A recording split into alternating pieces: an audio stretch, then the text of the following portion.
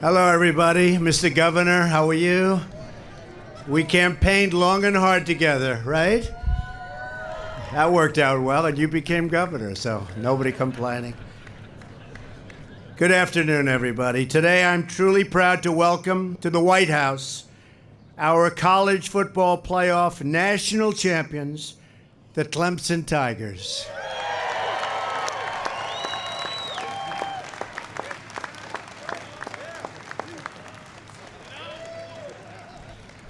And they look like the real deal, don't they? Congratulations to all of you and to your terrific coach. And you know who that is, right? Do we love him? Dabo Swinney, what a great job. I was with Coach Belichick. He said, this guy's a real coach. That's a pretty good compliment, right? You can't do better than that. Congratulations, Coach. You have many dedicated fans and admirers here today to celebrate your victory, including many distinguished members of Congress, lots of them. I especially want to thank your Governor, Henry McMaster, my friend, my endorser. Don't forget, he endorsed me when it wasn't exactly in vogue to do that, so I remember. Right, Henry? And thank you, Henry, and everybody for joining us today. Clemson Tigers, you gave America an incredible game that will go down in the record books as one of the hardest fought and probably one of the most exciting games ever played. Last second, boom. That's pretty good, Coach. Good job, Coach. All of you played with such tremendous heart and determination. You never, ever gave up. You can never give up in life. And it all paid off. With your grit and resolve, you proved one of the most important truths in life, that success is about how hard you are willing to fight in order to overcome and in order to win. After being down 14-0, I don't think the coach was worried. Were you worried? Yeah, probably. A little bit. About a little bit, Coach, maybe. You're down 14-0 almost halfway through the game. Like true Tigers, Clemson roared back, and with the whole nation watching and beyond the nation, Deshaun Watson, going to be a great NFL player, watch. Where's Deshaun? Get over here. Come here.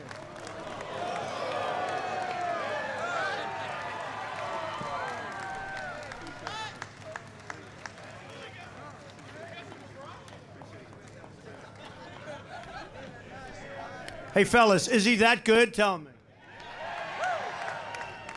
You better believe it. He's going to be fantastic. He passed the ball to Hunter Renfrow.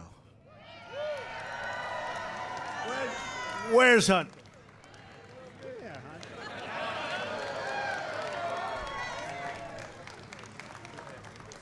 Oh, Hunter, you're so lucky you caught that ball. To score the game-winning touchdown with just 1 second left on the clock. That's pretty cool. There was an inspirational finish to a historic season for Clemson. The team willed their victory, and you willed it. That was a victory that was willed.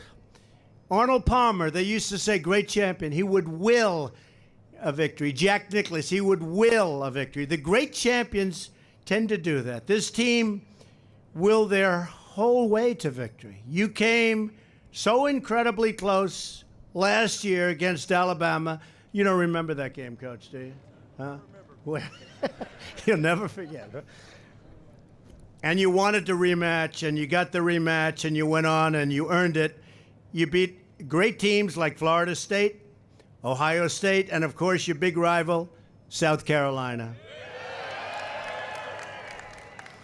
You believed in yourselves, you believed in each other, and you won a championship victory for the ages. It's one of the greatest games I ever watched, actually. People are going to be talking about what you did for a very, very long time. That victory and the great comeback was the product of a vision that began 9 years ago when Coach Swinney assembled a team of assistant coaches who believed in his vision. They recruited great players, and together you worked hard, had fun, and turned Clemson football into a winning machine. That's what it is. The Tigers have gone an astonishing 89-28. How'd you lose 28 games, Coach? Huh? That was the early seasons, right? Most of them were in the early, while you were building. Under the coach's leadership, he helped forge a new culture at Clemson. It was on display in the locker room right after the big game. The coach recalled how he told the team that the theme of the college football playoffs this year is chasing greatness. He told them nobody's better than us, and we've got to believe it. It's great. Tell yourself that. Nobody's better. You chased greatness, and now you've achieved true greatness. I understand that on the inside of your championship ring, there's a tiger climbing upwards, and it says, little extra, just a little extra. That's often the difference between winning and losing, just a little extra. Right, Coach? Is that right? And by the way, standing next to the coach is another winner, your El Presidente, Jim Clements.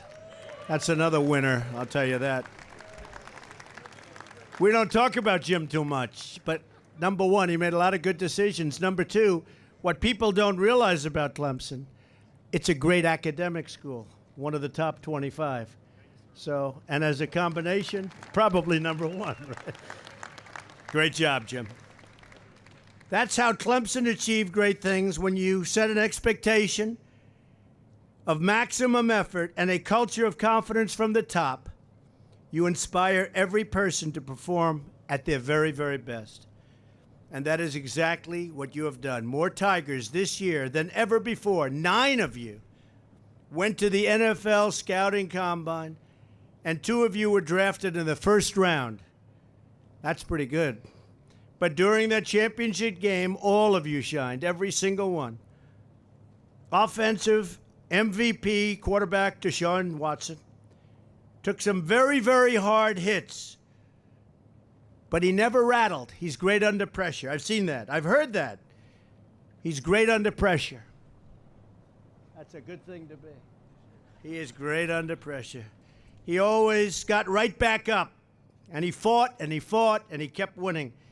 Now he'll bring that toughness together to the Houston Texans, and I have the owners of the Texans here someplace. We just saw them, and they are so excited about Deshaun. Defensive tackles, Carlos Watkins had an incredible game, and he'll be joining Deshaun in Houston. I'm going to be watching that team very closely. Nobody can read plays like defensive MVP Ben Bulwer. Where's Ben? Carlos, get up here, Carlos.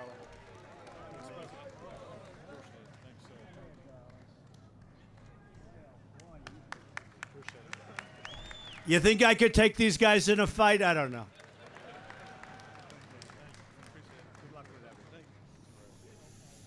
Great guys.